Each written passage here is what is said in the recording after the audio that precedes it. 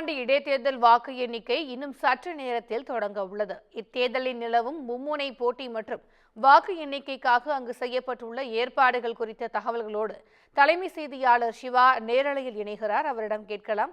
வணக்கம் சிவா, விக்கிரவாண்டி இடைத்தேர்தல் எவ்வாறு பார்க்கப்படுகிறது? இங்கு வாக்கு எண்ணிக்கைக்காக என்னென்ன ஏற்பாடுகள் அங்கு செய்யப்பட்டிருக்கிறது? கூடுதல் விவரங்கள். திவ்யா, விக்கிரவாண்டி சட்டமன்ற தொகுதியினுடைய இடைத்தேர்தலுக்கான வாக்கு எண்ணிக்கை என்பது சரியாக 8 மணிக்கு தொடங்கி நடைபெற இருக்கிறது. விக்கிரவாண்டியை பொறுத்தவரை திமுகவினுடைய சட்டமன்ற உறுப்பினராக இருந்து மறைந்த புகழேந்தினுடைய மறைவை ஒட்டி தான் இந்த இடைத்தேர்தல் என்பது தொடங்கி 10ஆம் தேதி அன்று இடைத்தேர்தல் நடத்தப்பட்டது.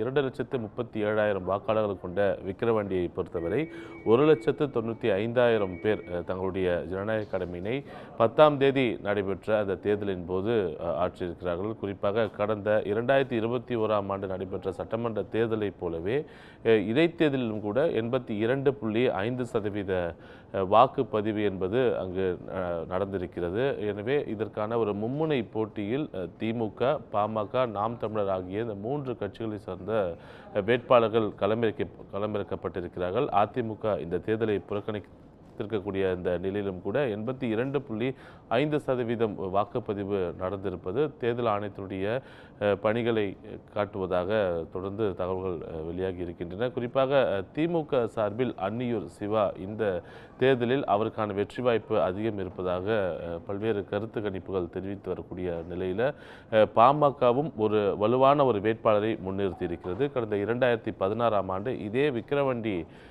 தேர்தலின் போது 23% வாக்குகளை பெற்றிருந்த சி. அன்புமணி என்பவரை தான் வேட்பாளராக பாமக முன்னிறுத்தியிருக்கிறது. குறிப்பாக அதிமுக களத்தில் இல்லாமல் அதிமுகவினுடைய நிர்வாகிகளும் அதிமுகவினுடைய வாக்காளர்களும் தங்களுக்கு வாக்கு செலுத்த வேண்டும் என்று பாமகவினுடைய தலைவர் அன்புமணி ராமதாஸ் பிரச்சாரத்தின் போது தொடர்ந்து அவர் கேட்டுக்கொண்டிருக்கக்கூடிய அந்த பிரதிபலன் இந்த வாக்குப்பதிவின் போது தான் தெரிய வர இருக்கிறது. எனவே இதில் 2ஆம் இடத்திற்கு தான் பாமக வருமா அல்லது திமுக வேட்பாளரை முந்தி வெற்றி பெறுமா என்ற ஒரு எதிர்பார்ப்பும், அதே போல நாம் தமிழர் கட்சியை பொறுத்தவரை இந்த சட்டமன்ற தொகுதிக்கு தொடர்பில்லாதவராக இருந்தாலும் கூட ஒரு படித்த ஒரு மருத்துவராக இருக்கக்கூடியவரை வேட்பாளராக முன்னிறுத்தி பாமக நாம் தமிழர் கட்சியும் இந்த தேர்தலை தற்போது சந்தித்திருக்கிறது.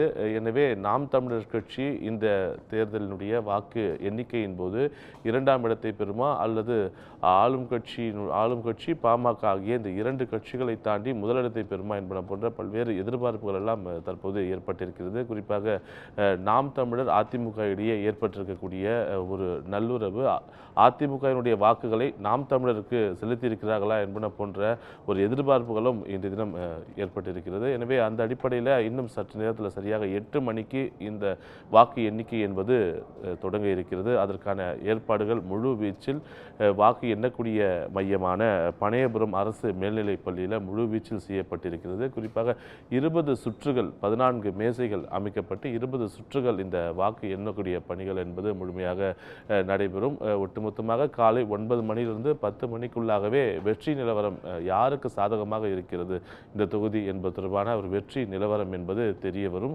எனவே அதற்கான பணிகளில் தேர்தல் ஆணையம் மும்முரமாக தற்போது வாக்கு எண்ணக்கூடிய பணிகளுக்கான அலுவலர்கள், பணியாளர்கள் ஆகியோரை ஏற்கனவே நியமித்து அவர்களுக்கான பயிற்சிகள் எல்லாம் வழங்கப்பட்டிருக்கின்றன. சரியாக 8 மணிக்கு முகவர்கள் முன்னிலையில் வாக்கு இயந்திரங்கள் வைக்கப்பட்டிருக்கக்கூடிய இந்த அறைகள் என்பது திறக்கப்பட இருக்கிறது. முதலில் தபால் வாக்குகள் எண்ணப்பட்டு அதன் பிறகு பதிவான வாக்கு இயந்திரங்களில் பதிவாகியிருக்கக்கூடிய வாக்குகள் எண்ணக்கூடிய பணிகள் என்பது தொடர்ந்து நடைபெறும். கடந்த முறை நடைபெற்ற தேர்தல், மக்களவை தேர்தலை பொறுத்தவரை தபால் வாக்குகள் என்பது சுமார் 50% வாக்குகள் செல்லாத வாக்குகளாகவே இருந்ததாக தேர்தல் ஆணையம் தெரிவித்திருந்தது. ஏனென்றால் முறையாக தபால் வாக்குகளை பதிவு செய்யவில்லை என்ற ஒரு நிலையும், அதே போல அதற்கான ஒரு முழுமையான ஒரு விழிப்புணர்வு மக்களிடையே இல்லை என்பன போன்ற பல்வேறு கருத்துக்கள்லாம் தெரிவித்திருந்தன. எனவே இந்த முறை விக்கிரவாண்டி இடைத்தேர்தலில் பதிவாகியிருக்கக்கூடிய தபால் வாக்குகள் எத்தனை சதவீதம் ஏற்றுக்கொள்ளப்படும், எத்தனை சதவீதம் நிராகரிக்கப்படும் என்ற ஒரு எதிர்பார்ப்பும், அதன் பிறகு வாக்கு இயந்திரத்தில் பதிவாகியிருக்கக்கூடிய அந்த வாக்கையும் எண்ணக்கூடிய பணிகள் என்பது தொடர்ந்து நடைபெறும். முகவர்கள் முன்னிலையில் ஒவ்வொரு இயந்திரத்தையும் அவரிடம் காட்டிய பிறகு இந்த வாக்கு எண்ணக்கூடிய பணிகள் என்பது தொடர்ந்து நடைபெறும். இதற்காக என்பதற்காக போலீஸ் பாதுகாப்பு, துணை இராணுவ படை உள்ளிட்ட 3 அடுக்கு போலீஸ் பாதுகாப்பு என்பது வாக்கு எண்ணக்கூடிய மையத்தில் போடப்பட்டிருக்கிறது. எனவே பரபரப்பாக இருக்கக்கூடிய இந்த விக்கிரவாண்டி சட்டமன்ற தொகுதியினுடைய இடைத்தேர்தலில் வெற்றி யாருக்கு என்பது தொடர்பான இந்த நிலவரம் என்பது அடுத்த 2 மணி நேரத்தில் தெரிய வருவதற்கான வாய்ப்புகளே அதிகம் இருக்கிறது. திவ்யா.